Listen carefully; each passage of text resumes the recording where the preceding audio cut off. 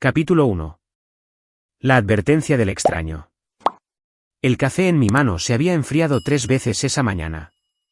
Cada vez lo tiraba y empezaba de nuevo, haciendo fila en el Café Morales como un fantasma acechando su propia vida. 5 días desde que enterramos a Esteban. 5 días desde que el mundo dejó de tener sentido.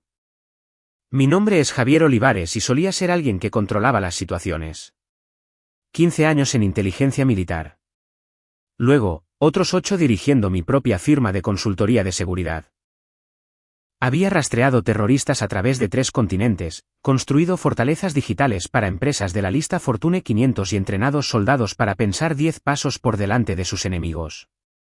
Pero nada de eso me preparó para ver el ataúd de mi hijo de 5 años bajar a la tierra.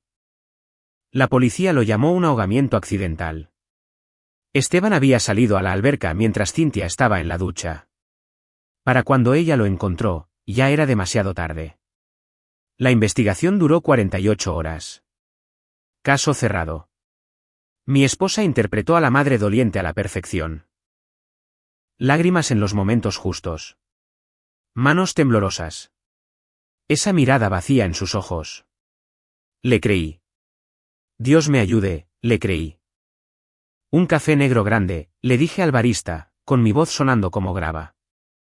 El chico detrás del mostrador, que no podía tener más de 19 años, me miró con esa marca particular de lástima reservada para los recién enlutados.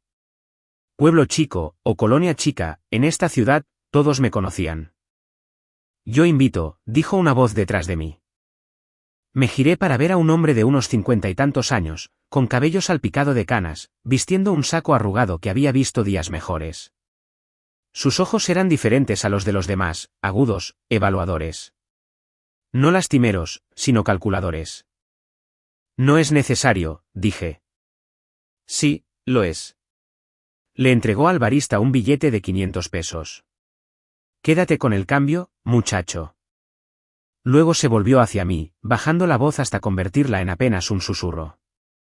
Días después de la muerte de tu hijo, te compré un café, Javier.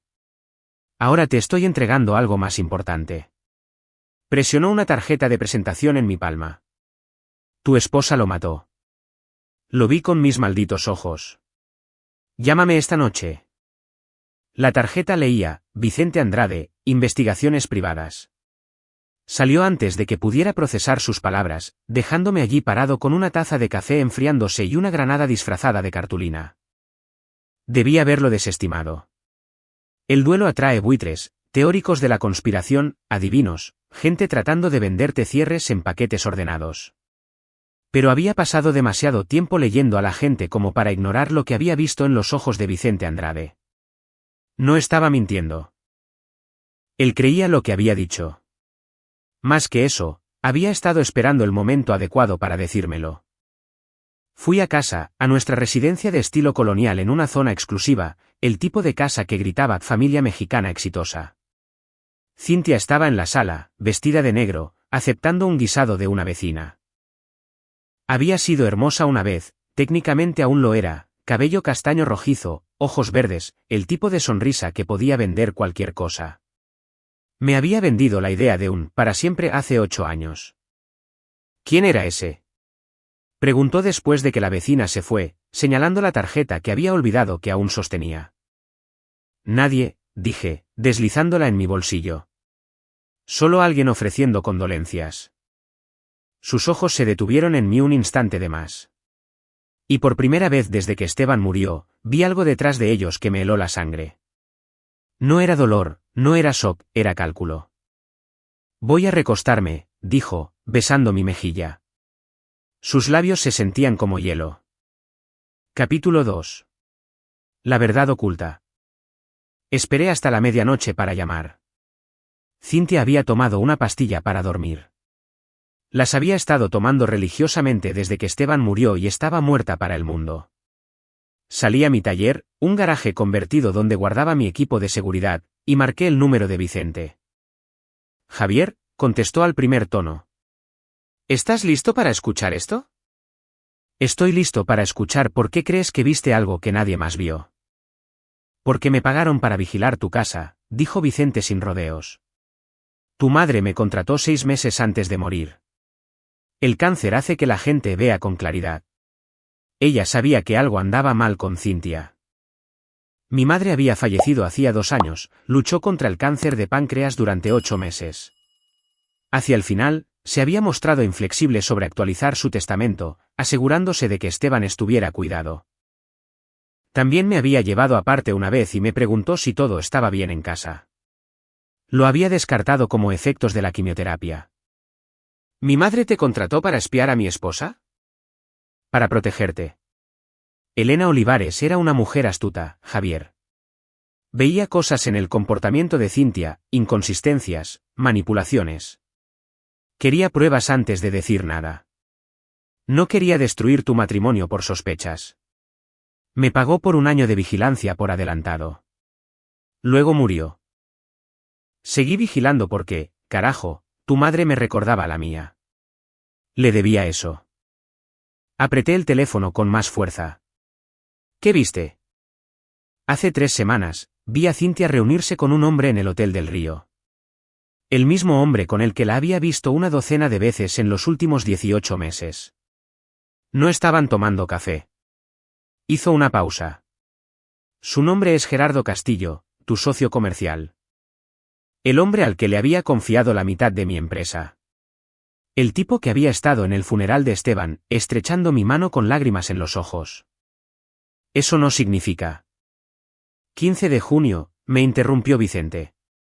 2:15 de la tarde. Yo estaba estacionado frente a tu casa como lo había estado todos los martes y jueves durante meses. Vi a Esteban salir a la alberca. Llevaba ese traje de baño de tiburones y cargaba ese dinosaurio inflable. Tú estabas en la oficina. Tu esposa no estaba en la ducha, Javier.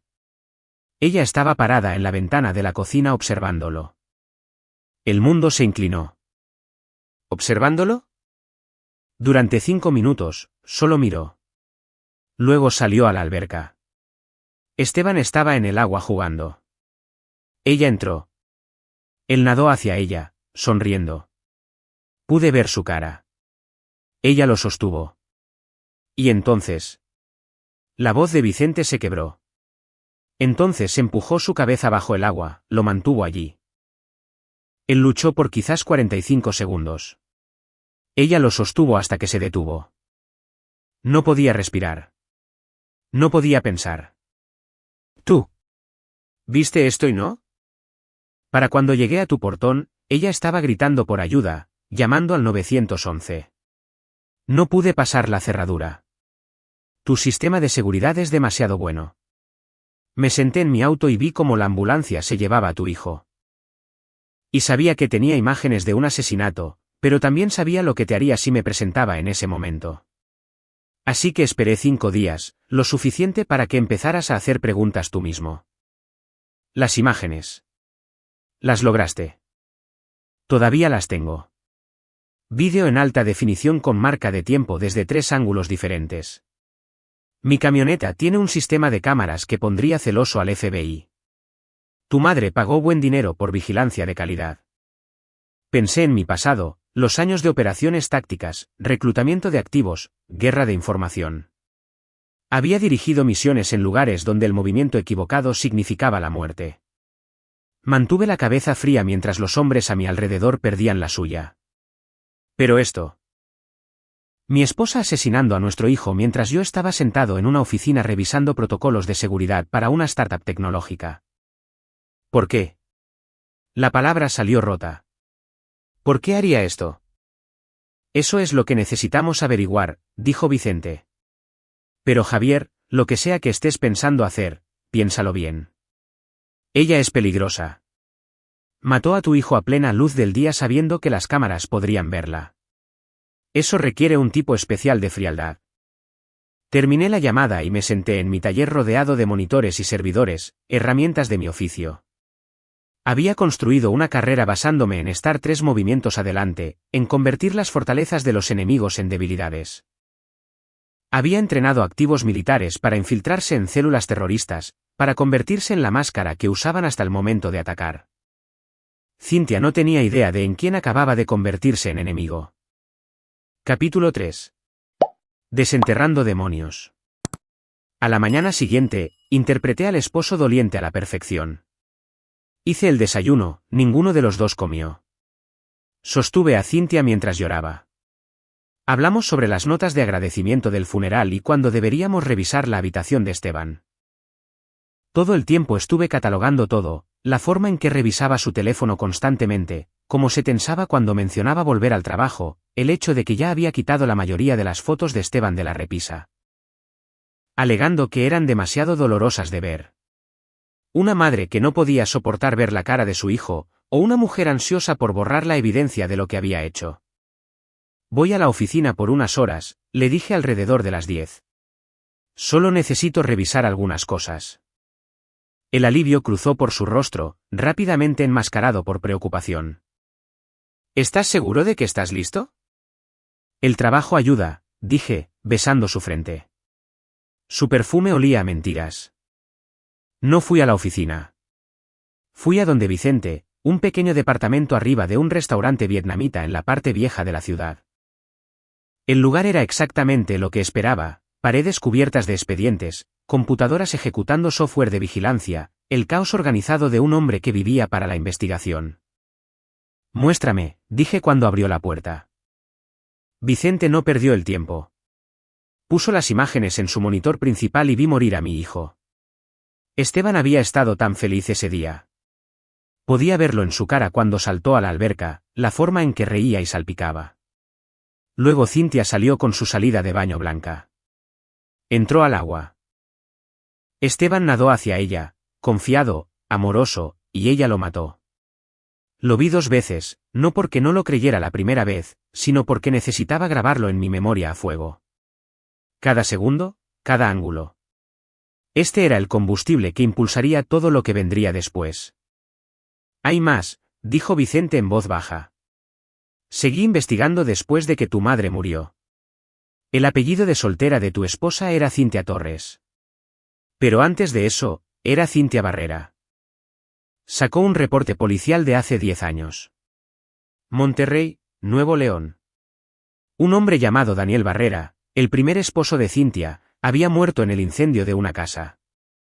Accidental, según los investigadores. Cableado defectuoso. El pago del seguro había sido sustancial. Se casó contigo 2 años después de que Daniel muriera, dijo Vicente. Nuevo nombre, nueva vida, nuevo objetivo. Objetivo. La palabra sabía amarga. Javier, tu firma de seguridad vale 240 millones de pesos.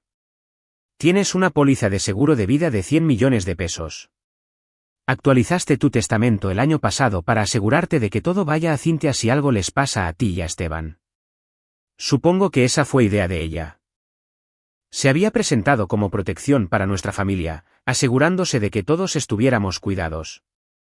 Firmé los papeles sin pensarlo 2 veces. Mató a Esteban para destruirme, dije lentamente, las piezas encajando.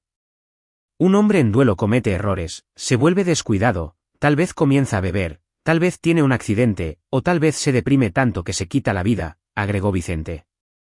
De cualquier manera, ella se queda con todo. Y mi suposición es que Gerardo Castillo es su socio en esto. Él obtiene la mitad de la compañía cuando mueras, la cláusula que ambos pusieron cuando iniciaron la firma. Los socios cuidan de las familias del otro si algo sucede.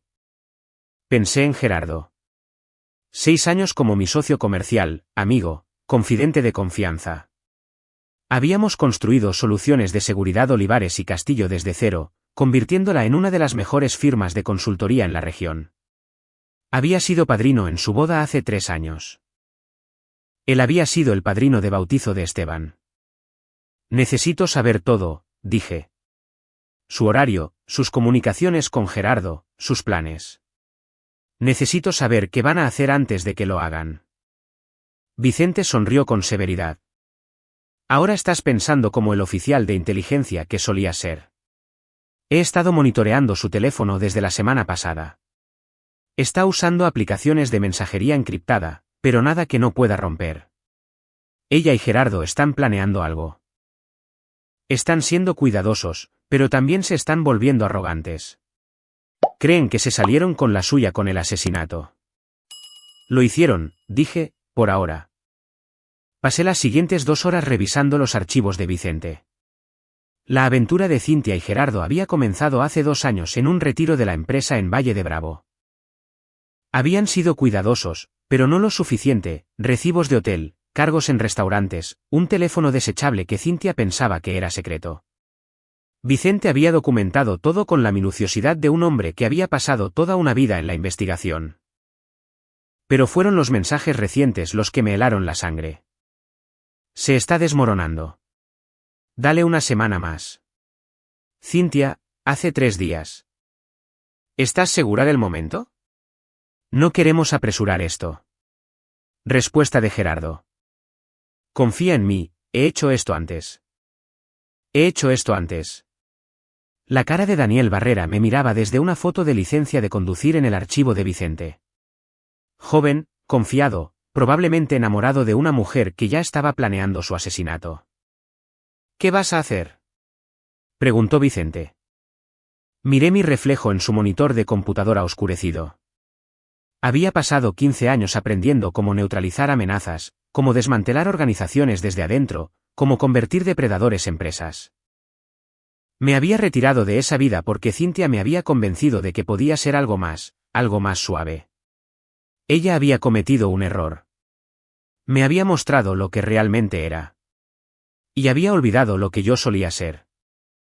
Voy a hacer que se destruyan el uno al otro, dije. Y luego voy a destruir lo que quede. Capítulo 4. Preparando el tablero. Regresé a casa esa tarde con un plan cristalizándose en mi mente. La venganza no se trataba de ira. Se trataba de precisión. En inteligencia militar, teníamos un dicho: las mejores operaciones son aquellas en las que tu enemigo nunca ve tu mano hasta que ya está alrededor de su garganta. Cintia estaba en la cocina cuando entré, y por primera vez en nuestro matrimonio, la vi claramente, no como mi esposa, no como la madre de Esteban, sino como una operadora, una cazadora que había identificado un objetivo y ejecutado su misión con fría eficiencia. ¿Cómo estuvo la oficina?, preguntó, con la voz entonada perfectamente para sugerir preocupación sin exigir detalles. Gerardo preguntó sobre volver a tiempo completo. Observé su reacción cuidadosamente. Una microexpresión de placer rápidamente suprimida. Le dije que necesitaba más tiempo. Eso es bueno, dijo, alcanzando mi mano. No deberías apresurarte. Su toque solía reconfortarme. Ahora se sentía como una serpiente enroscándose alrededor de mi muñeca. Esa noche, comencé mi propia operación. Primero, necesitaba activos, gente en la que pudiera confiar. Mis años en inteligencia me habían enseñado el valor de construir una red. Mantuve la mía en silencio después de dejar el servicio, pero era hora de reactivarla. Hice 3 llamadas desde mi línea segura en el taller. Primero, Tomás Díaz, excriptógrafo del CNI que ahora dirigía una firma boutique de ciberseguridad. Habíamos trabajado juntos en una fuerza de tarea conjunta en operaciones especiales. Si Tomás no podía romper la encriptación, no se podía romper. Javier Olivares, contestó, con sorpresa en su voz. Ha pasado mucho tiempo. Escuché sobre tu hijo, hermano. Lo siento. Gracias. Necesito tu ayuda, Tomás. Fuera de los libros. Asunto personal. Una pausa. ¿Qué tan personal? ¿Vida o muerte? Te escucho. Segundo, Margarito el Tanque Bravo, un ex-investigador de la policía militar que hizo la transición a la seguridad privada. Intimidante como el infierno, construido como un tanque y absolutamente leal una vez que te ganabas su confianza. Le había salvado la vida en una operación en la frontera norte. Me dijo una vez que eso nos hacía hermanos. Javier, contestó. Ponle nombre. Necesito vigilancia sobre mi socio comercial, física y digital. ¿Puedes empezar mañana? Considéralo hecho. Tercero, Alicia Navarro, una exabogada militar ahora en práctica privada. Brillante, despiadada en la corte y alguien que entendía las áreas grises de la ley mejor que nadie que hubiera conocido. Javier, iba a llamarte, dijo. Quería darte mis condolencias. Necesito que revises mi testamento y mi acuerdo de asociación comercial discretamente. Creo que alguien está planeando cobrarlos antes de tiempo. Su voz cambió de comprensiva a profesional en un latido. Ven a mi oficina mañana. Trae todo. Con mi equipo reuniéndose, pasé a la segunda fase, recopilación de información. Necesitaba saber exactamente qué estaban planeando Cynthia y Gerardo. ¿Cuándo? ¿Cómo? Cada detalle. Vicente ya había plantado malware en la laptop de Cynthia. Spyware de grado militar que registraba cada tecla, cada correo electrónico, cada mensaje. Pero necesitaba más. Necesitaba las comunicaciones de Gerardo también. Eso significaba entrar en los sistemas de mi propia oficina, los cuales Gerardo había ayudado a diseñar. Irónico, realmente. Habíamos construido una de las firmas de consultoría más seguras de la región. Y ahora necesitaba hackear nuestra propia red para atrapar a mi socio conspirando para asesinar. Pasé esa noche en mi taller construyendo un exploit personalizado que evitaría nuestra seguridad. Era un trabajo delicado. Si Gerardo notaba alguna anomalía, sabría que alguien estaba observando. Pero esto era lo que había hecho durante años en el ejército. Deslizarse a través de sistemas, extraer inteligencia, no dejar rastro. Al amanecer, estaba en los correos de Gerardo, su calendario, sus registros telefónicos. Todo fluyendo a través de canales encriptados a los servidores de Vicente. Lo que encontré confirmó mis peores temores. Gerardo había tomado un préstamo de 60 millones de pesos contra su mitad de la compañía hace 6 meses. Se estaba ahogando en deudas, apostando a juzgar por los registros de sus tarjetas de crédito, cargos en casinos, sitios de apuestas en el extranjero, adelantos de efectivo que sugerían desesperación. Cynthia había encontrado una marca que necesitaba dinero tanto como ella necesitaba una nueva vida. Probablemente se habían prometido todo el uno al otro, amor, libertad, riqueza. Todo lo que tenían que hacer era eliminar un obstáculo. A mí. Capítulo 5. La trampa. 3 días después del funeral de Esteban, Gerardo llamó, pidiendo reunirse para el almuerzo. Su momento no fue sutil, según los mensajes que Vicente había interceptado, Cynthia le había instruido que revisara el estado mental de Javier y lo mantuviera aislado. Se estaban preparando para la siguiente fase de su plan. Me reuní con Gerardo en el restaurante Danza, un asador donde habíamos celebrado a nuestro primer cliente importante hace 6 años. Se veía demacrado, con ojeras bajo los ojos. La corbata aflojada. El tipo de desgaste que venía del estrés, no del duelo. ¿Cómo te estás manteniendo?, preguntó, señalando al mesero para pedir whisky antes de que yo siquiera me hubiera sentado. Día a día, dije. La mentira salía fácil ahora. Había pasado años interpretando papeles en territorio hostil. Esta era solo otra misión. Algunos días apenas puedo levantarme de la cama. No puedo imaginarlo. Bebió profundamente. Escucha, odio mencionar negocios, pero tenemos la renovación del contrato de Tecnologías Meridiano acercándose. Están haciendo preguntas sobre nuestra estabilidad. Podría necesitar manejarlo solo si no estás listo para ello. Tecnologías Meridiano, nuestro cliente más grande, un contrato anual de 40 millones de pesos. Si Gerardo lo manejaba solo y yo no estaba presente, la relación se transferiría naturalmente a él. Una pieza más de mi imperio cambiando a su control. ¿Crees que no soy estable?, pregunté, dejando que un filo se colara en mi voz. No, Jesús. Javier, solo quise decir. Sé lo que quisiste decir. Me recargué hacia atrás, estudiándolo. En interrogatorios, llamábamos a esto la pausa, dejando que el silencio hiciera el trabajo. Gerardo se retorció. La gente culpable siempre lo hacía. Quiero que lo tomes, dije finalmente. Tienes razón. No estoy en el espacio mental para negociar ahora mismo. El alivio bañó su rostro. ¿Estás seguro? Sí. Siempre has sido mejor en las relaciones con los clientes de todos modos. El cumplido fue calculado. Los depredadores se volvían descuidados cuando pensaban que estaban ganando. Confío en ti, Gerardo. Eres la única persona en la que puedo confiar ahora mismo. Las palabras sabían a veneno, pero tuvieron el efecto deseado. Los hombros de Gerardo se relajaron. Sonrió. Realmente sonrió como si me estuviera haciendo un favor al robar mi compañía. Somos hermanos, Javier. Lo que necesites. Quería cruzar la mesa y romperle la mandíbula. En su lugar, levanté mi vaso por la hermandad. Bebimos. Él no tenía idea de que acababa de caminar más profundo dentro de la trampa. Esa noche, Cynthia estaba en su teléfono cuando llegué a casa. Bloqueó rápidamente la pantalla cuando entré, pero no antes de que yo viera el nombre de Gerardo. ¿Todo bien?, pregunté.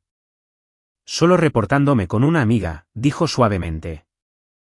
¿Cómo estuvo el almuerzo con Gerardo? Interesante. Habían coordinado esto. Se suponía que ella sabía que yo había estado con él. Estaban trabajando juntos, tocando base, asegurándose de que su historia se alineara. Comportamiento clásico de conspiración. Bien. Él se hará cargo de la cuenta de Meridiano. Sus ojos se iluminaron. Eso es genial. Te quitará presión. Sí. Me moví más cerca, observando sus microexpresiones. Ha sido un buen amigo a través de todo esto. Casi como familia. Un destello de algo. ¿Culpa? ¿Triunfo? Cruzó su rostro. Él se preocupa por ti. Lo sé. Besé su frente. Tengo suerte de tener gente en la que puedo confiar. Ella se recargó en mí, interpretando a la esposa devota. Podía sentir su teléfono vibrando en su bolsillo. Probablemente Gerardo, confirmando que la conversación había salido según lo planeado. Mi propio teléfono estaba grabando todo, audio, vídeo, construyendo un caso pieza por pieza. Más tarde esa noche, mientras Cynthia dormía, me reuní con Alicia en su oficina del centro. Había pasado los últimos 2 días revisando mis documentos, y su expresión era sombría. Tu acuerdo de asociación es una bomba de tiempo, dijo, esparciendo papeles sobre su escritorio. Si algo te sucede, Gerardo obtiene el control de la compañía. Puede comprar tus acciones a valor contable, que es significativamente menor que el valor de mercado.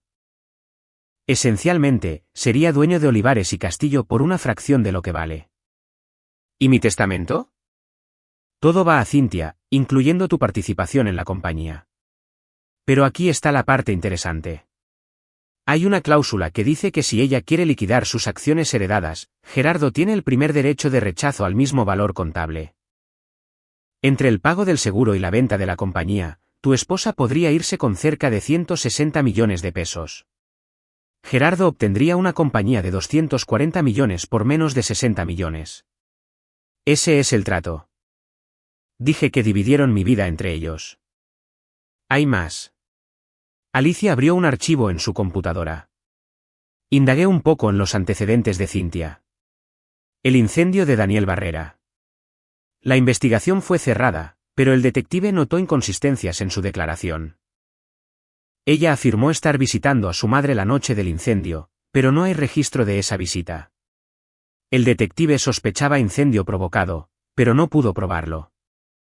¿Podemos reabrir el caso? No sin nueva evidencia. Pero Javier, si ella hizo esto antes. Alicia dejó la frase en el aire, la implicación clara, lo hará de nuevo. Lo sé, terminé, lo que significa que necesito moverme primero. ¿Qué estás planeando? Me puse de pie, mirando las luces de la ciudad. Estoy planeando estar muerto. Los ojos de Alicia se abrieron de par en par, disculpa. No realmente muerto, pero necesitan pensar que lo estoy, o al menos que estoy al borde de ello. Cynthia es paciente. Esperó 2 años para matar a Esteban. Esperará la oportunidad correcta conmigo. Necesito darle esa oportunidad, controlarla y usarla para exponer todo. Eso es una locura y es peligroso. Bienvenida a mi mundo. Me volví hacia ella. Necesito que redactes un nuevo testamento sin que nadie lo sepa. Deja todo a un fideicomiso. Hazlo blindado. Si muero bajo circunstancias sospechosas, todo va a la investigación de mi muerte y al enjuiciamiento criminal. Nada para Cynthia, nada para Gerardo hasta que sean exonerados. Eso tomará tiempo para sostenerse en la corte. No tiene que sostenerse.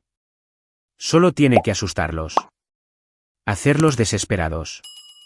La gente desesperada comete errores.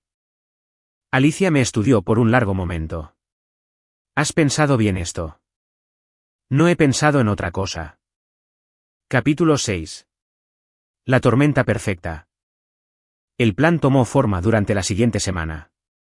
Cada pieza tenía que ser perfecta. Un movimiento en falso y Cynthia o Gerardo huirían y yo perdería mi oportunidad de justicia. La fase 1 ya estaba en movimiento. Tomás había roto la mensajería encriptada tanto de Cynthia como de Gerardo. Sus comunicaciones eran condenatorias. No lo suficientemente explícitas para condenar en la corte todavía, pero lo suficientemente claras para entender su intención. Estaban planeando un accidente para mí. Pronto. El último mensaje de Gerardo: la reunión de Meridiano es el viernes. Me está confiando todo ahora. Tal vez este fin de semana. Respuesta de Cynthia: demasiado pronto. Necesita estar más deprimido. Aislado. Otras 2 semanas. 2 semanas. Ese es el tiempo que tenía para diseñar su caída. La fase 2 involucraba la vigilancia de Margarito. Había estado siguiendo a Gerardo, documentando sus viajes al casino, sus reuniones con prestamistas, su creciente desesperación. El hombre estaba perdiendo dinero a raudales, tomando apuestas más riesgosas, tratando de salir de un agujero que solo se hacía más profundo. Se reunió con alguien ayer, me dijo Margarito durante uno de nuestros chequeos. Un tipo llamado Adán Bernal, matón local para operaciones de apuestas clandestinas. Gerardo le debe 2 millones de pesos. Bernal lo dejó claro: Gerardo tiene hasta fin de mes o las cosas se pondrán dolorosas. Bien, dije. Avísame si Bernal hace contacto de nuevo. La deuda era palanca. Gerardo no era solo codicioso. Estaba acorralado. Los animales acorralados eran impredecibles, lo que significaba que necesitaba controlar sus opciones cuidadosamente. La fase 3 era la más delicada: hacerme vulnerable mientras me mantenía en control. Necesitaba que Cynthia y Gerardo creyeran que me estaba desmoronando. Que el momento perfecto para su accidente se acercaba. Así que empecé a beber. No realmente, las botellas que llevaba eran mayormente agua teñida con colorante vegetal, pero visiblemente tropezaba ocasionalmente, dejaba correos sin responder. Faltaba a reuniones. Hice que Tomás le enviara mensajes a Gerardo sugiriendo que me estaba volviendo poco confiable. En casa, interpreté al hombre roto. Miraba las paredes, revisaba la habitación de Esteban y lloraba. Le pregunté a Cynthia sobre conseguir pastillas para dormir porque no podía descansar. Ella se lo tragó todo. Tal vez deberías ver a un terapeuta, sugirió una noche, su voz goteando falsa preocupación. No quiero hablar de eso con extraños, dije, haciendo mi voz hueca. Yo solo. Sigo viéndolo en la alberca. Sueño con eso todas las noches. Oh, cariño. Me abrazó y sentí su satisfacción. Esto iba exactamente como ella había planeado. El dolor se suponía que me rompería, me haría descuidado, me llevaría hacia el borde del acantilado.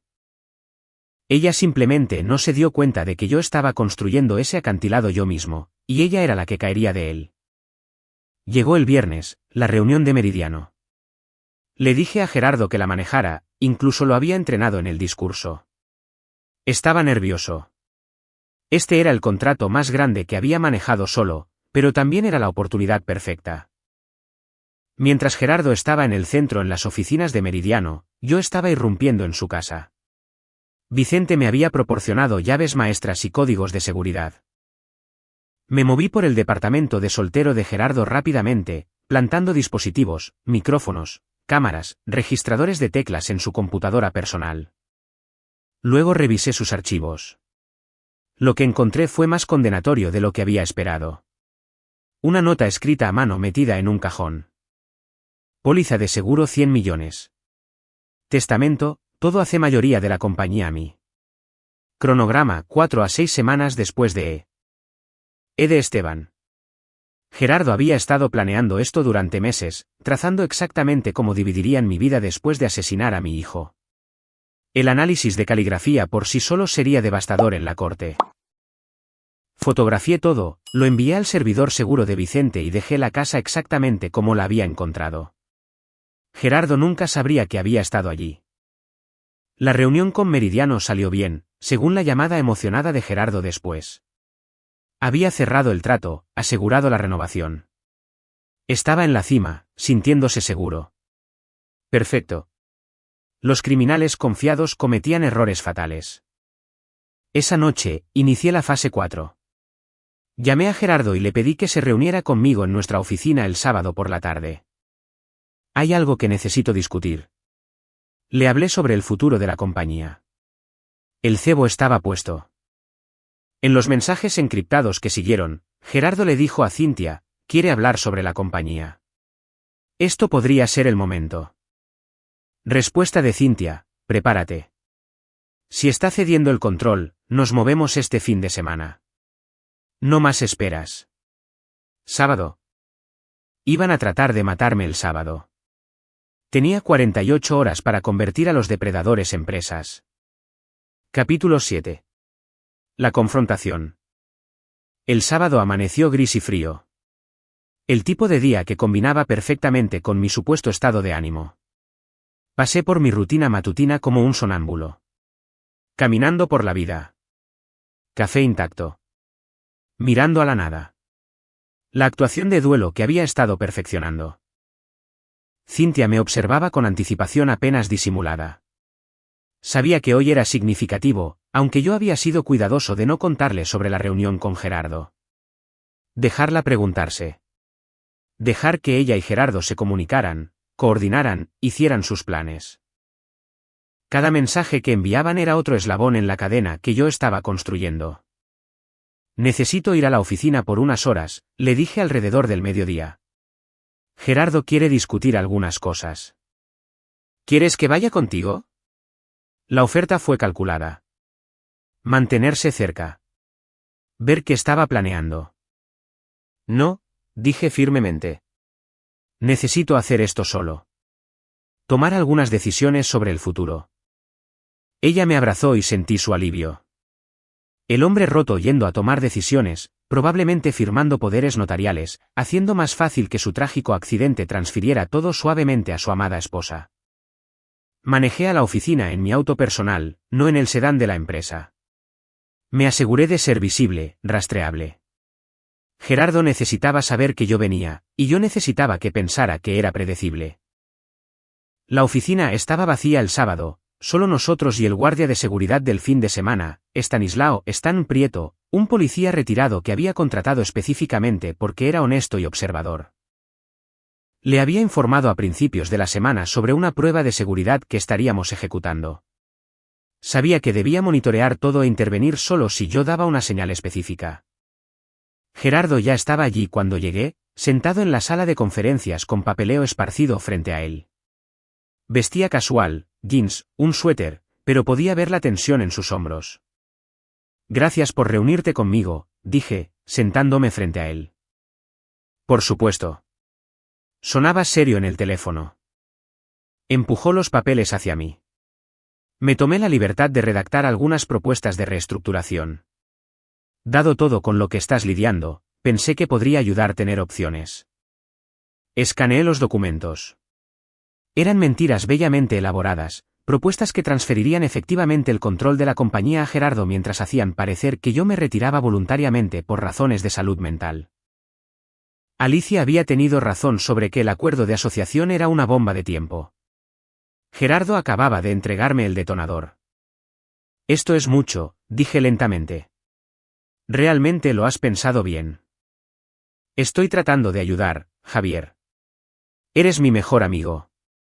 Si necesitas tiempo fuera, me encargaré de todo como tú has estado cuidando a mi esposa. Las palabras quedaron colgando en el aire como una granada con el seguro quitado. La cara de Gerardo se puso blanca, luego roja. ¿Qué? ¿Cuánto tiempo? Pregunté calmadamente. ¿Cuánto tiempo has estado durmiendo con Cintia? Eso es. No sé qué. 2 años, dije respondiendo mi propia pregunta. Desde el retiro de la empresa en Valle de Bravo. Te quedaste una noche extra. También ella. Habitación 412 en ese hotel boutique. No fuiste sutil, Gerardo. Se puso de pie. Pánico reemplazando el cálculo. Javier, escucha. Siéntate. Mi voz llevaba peso de mando. El tono que había usado con soldados bajo mi mando. Gerardo se sentó. Quiero que entiendas algo. Sé sobre la aventura. Sé sobre tus deudas de juego. Sé sobre Adán Bernal y los 2 millones que le debes. Y lo más importante, sé lo que tú y Cintia le hicieron a mi hijo. ¿Qué? No, Javier. Juro que no tuve nada que ver con. Tuviste todo que ver. Golpeé mi mano en la mesa. Necesitabas dinero. Ella quería un nuevo comienzo.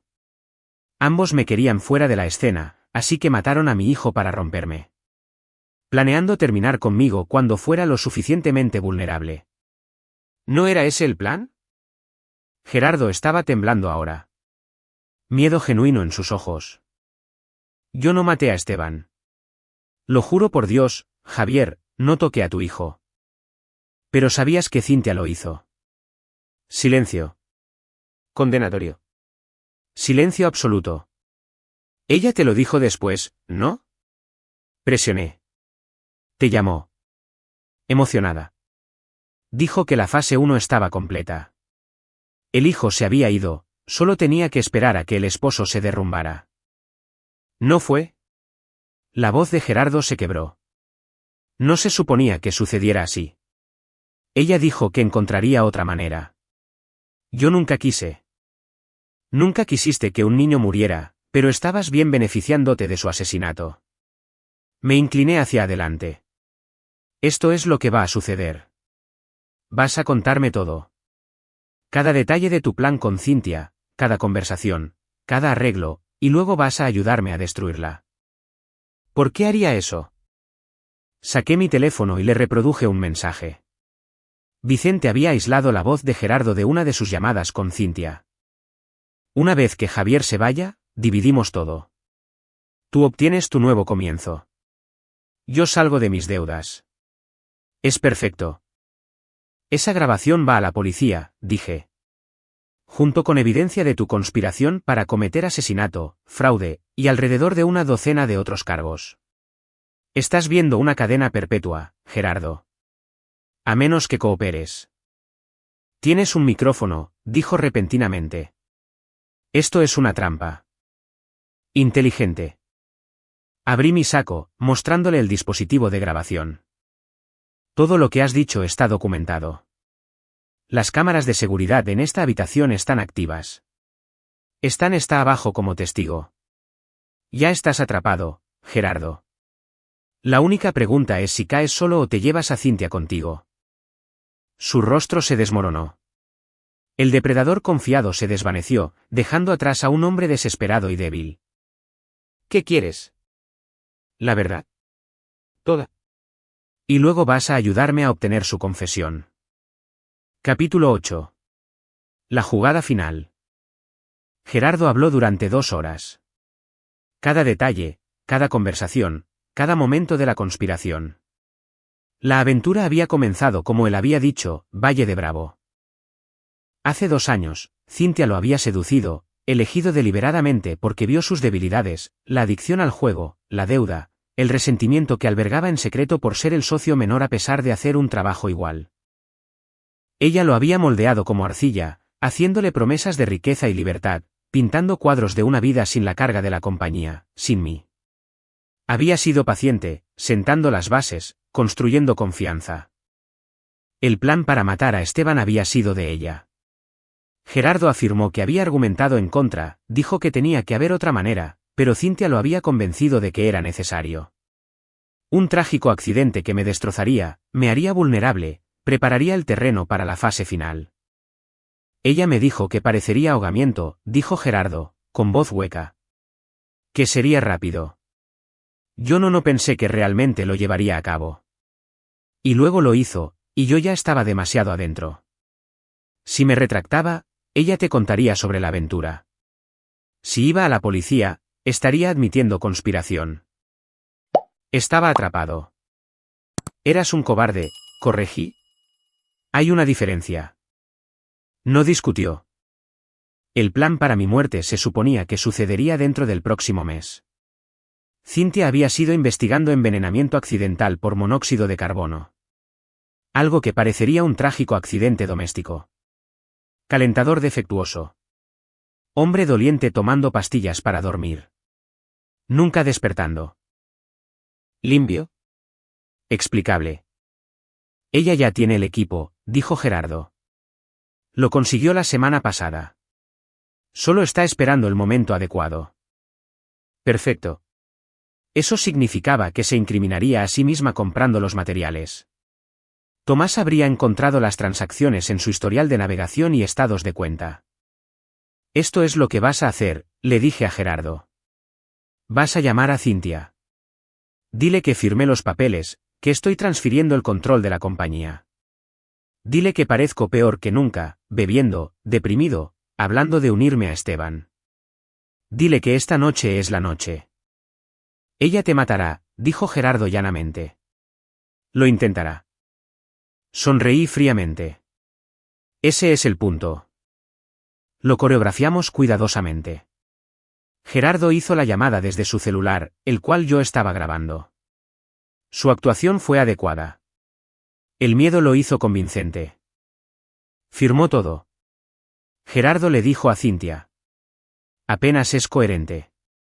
Sigue hablando de cómo no puede seguir sin Esteban. Incluso preguntó sobre las pastillas para dormir que le has estado dando. Dijo que podría tomar extra esta noche. Pude escuchar la emoción de Cynthia incluso a través del teléfono. ¿Sigue en la oficina? Yendo a casa pronto. Está bebiendo. Javier, esta noche podría ser el momento. Una pausa. Entonces estaré lista. Asegúrate de que no hable con nadie más. Yo me encargaré de todo. Encargaré de todo. Código para asesinato. Después de que Gerardo colgó, lo miré con desprecio. Vas a quedarte aquí. Vicente Andrade, el investigador privado que ha estado documentando tus crímenes, está en camino para hacer de niñera contigo. Si intentas advertir a Cynthia, si intentas correr, si haces algo más que sentarte aquí y contemplar tus elecciones de vida, me aseguraré de que enfrentes cada cargo posible. ¿Qué vas a hacer?, preguntó Gerardo. Voy a darle la oportunidad que ha estado esperando, dije. Y voy a verla tomarla. Fui a casa justo después del atardecer, interpreté mi papel a la perfección, tropezando ligeramente, trayendo una botella vacía del auto, pareciendo un hombre al final de su cuerda. Cynthia me recibió en la puerta, toda preocupación y simpatía. ¿Karina? Gerardo llamó. Dijo que firmaste unos papeles. Ya no importa, murmuré. Nada importa. No digas eso. Me guió al sofá. ¿Por qué no te recuestas? Te haré un poco de té. ¿Té? Ahí sería donde pondría cualquier droga que planeara usar. Probablemente las pastillas para dormir combinadas con algo más fuerte. Dejé que me acomodara en el sofá, vi cómo desaparecía en la cocina. Mi teléfono estaba en mi bolsillo, transmitiendo todo en vivo al servidor seguro de Vicente y a Margarito, quien estaba estacionado afuera. Alicia estaba en espera con la policía, lista para hacer la llamada a mi señal. Cynthia regresó con té y una sonrisa gentil. Bebe esto. Te ayudará a descansar. Tomé la taza, fingí beber mientras ocultaba el líquido. Sigo pensando en Esteban, dije. Sobre ese día. Estabas en la ducha, ¿verdad? Algo parpadeó detrás de sus ojos. Sí. ¿Piensas en ello? ¿En encontrarlo? Todos los días. Su voz era suave. Practicada. Hablé con alguien que dijo que vio algo. Continué observándola cuidadosamente. Un investigador privado dijo que estaba vigilando nuestra casa ese día. Su sonrisa se congeló.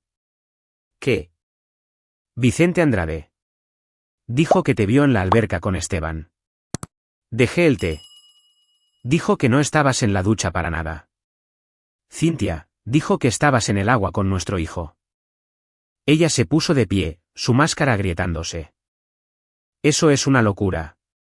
¿Por qué estaría un investigador privado vigilando nuestra casa? Mi madre lo contrató antes de morir. Ella sabía que algo andaba mal contigo. Me puse de pie, firme ahora. La actuación había terminado. Ella tenía razón. Estás borracho, dijo Cintia, retrocediendo hacia la cocina. No estás pensando con claridad. Estoy pensando perfectamente claro. Mataste a Esteban. Has estado planeando matarme.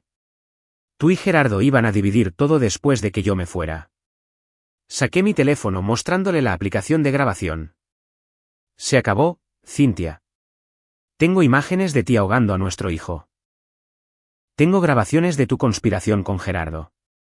Tengo evidencia del asesinato de tu primer esposo. Se acabó todo. Su rostro se transformó. La esposa amorosa se desvaneció, reemplazada por algo frío y reptiliano. No tienes nada que se sostenga en la corte. El vídeo puede ser falsificado. También las grabaciones. Tal vez, pero no necesito una corte. Hice un gesto a las ventanas. Tengo algo mejor. Margarito irrumpió por la puerta principal, seguido por 2 oficiales de policía. Alicia apareció en la puerta de la cocina. Ella había estado allí todo el tiempo, presenciando todo. Cintia giró, buscando una ruta de escape, pero no había ninguna. Estaba rodeada. Cintia Olivares, dijo uno de los oficiales, está bajo arresto por el asesinato de Esteban Olivares y conspiración para cometer asesinato.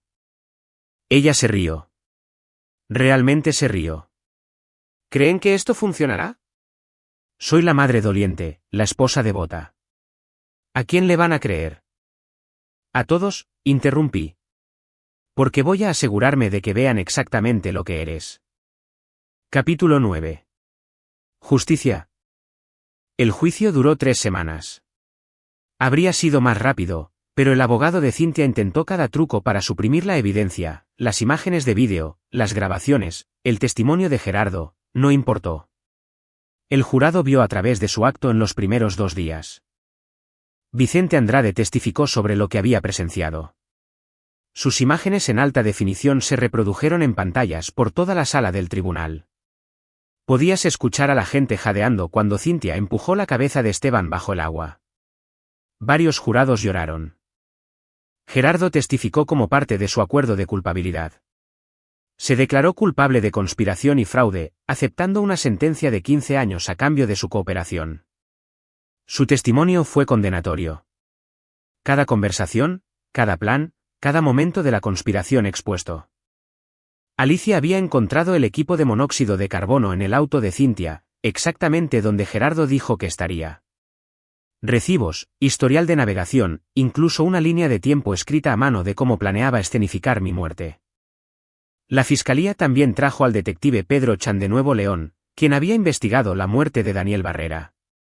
Con nueva evidencia de la computadora de Cintia, búsquedas de técnicas de incendio provocado, información de pólizas de seguro, reabrió el caso. Nuevo León estaba esperando para juzgarla después de que fuera condenada aquí.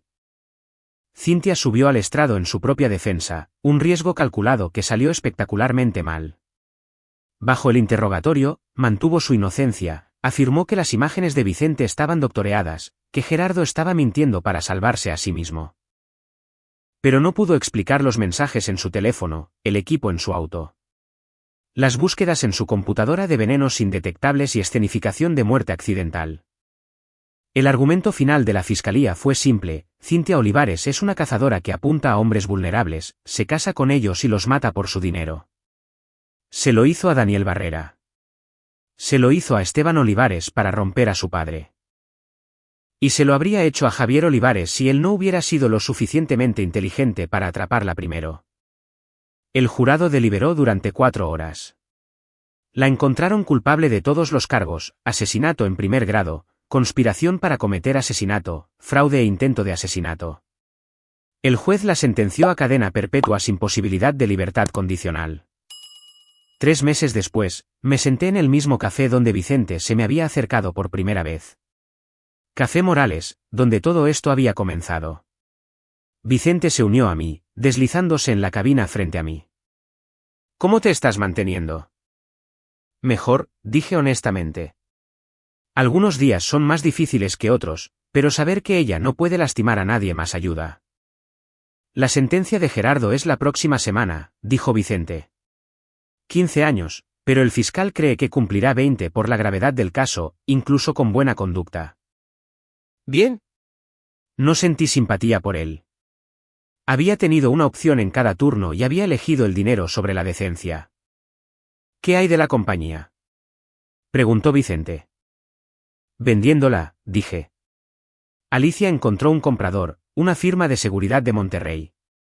Mantendrán el nombre, mantendrán al personal, pero yo terminé. No puedo entrar a esa oficina sabiendo lo que se planeó allí. ¿Qué harás? Miré por la ventana a la gente pasando, viviendo sus vidas ordinarias. Estoy iniciando una fundación en nombre de Esteban para la seguridad infantil, prevención de ahogamientos, ese tipo de cosas. Y voy a trabajar con víctimas de crímenes domésticos. Gente que necesita a alguien que entienda que los monstruos no siempre parecen monstruos. Vicente asintió con aprobación. Tu madre estaría orgullosa. Ella sabía que algo andaba mal, incluso desde una cama de hospital. Te protegió incluso después de haberse ido. Pienso mucho en eso, dije. Como ella vio a través de Cintia cuando yo estaba ciego a ello. ¿Cómo te contrató para vigilarme? Elena Olivares era una gran mujer, estuvo de acuerdo Vicente. Ella salvó tu vida. Nos sentamos en un silencio cómodo, bebiendo café, viendo al mundo seguir adelante. Mi teléfono vibró. Un mensaje de Alicia. La venta de la compañía era definitiva. El dinero iría a fideicomisos e inversiones, asegurando mi futuro y financiando la fundación. Había convertido el dolor en propósito. Convertido la pérdida en acción. No traería a Esteban de vuelta.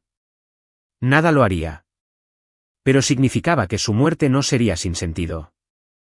Vicente, dije, gracias por vigilar nuestra casa. Por esperar el momento adecuado para decirme, por todo. No lo hice por agradecimiento, dijo bruscamente. Lo hice porque era lo correcto. Aún así. Gracias. Se puso de pie preparándose para irse. Lo que hiciste.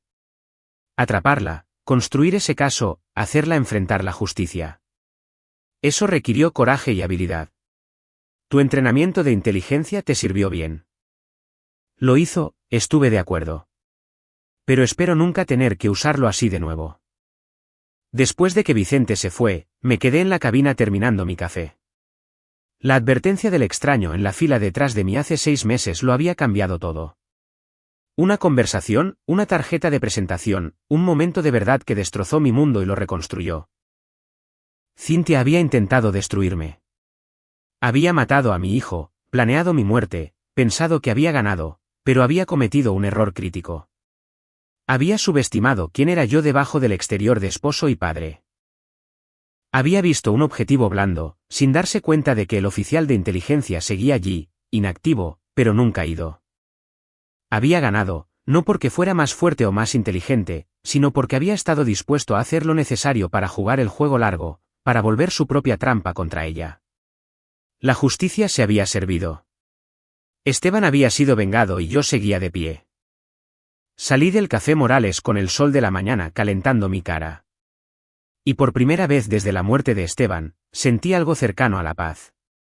El camino por delante era largo, pero lo caminaría un día a la vez, un paso hacia la sanación. La advertencia del extraño había salvado mi vida. Ahora pasaría esa vida asegurándome de que otras personas vieran la verdad antes de que los destruyera. Esa era mi promesa a Esteban, a mi madre, a mí mismo. Y yo siempre cumplía mis promesas. Aquí es donde nuestra historia llega a su fin. Comparte tus pensamientos en la sección de comentarios. Gracias por tu tiempo. Si disfrutaste esta historia, por favor suscríbete a este canal. Haz clic en el vídeo que ves en la pantalla y te veré allí.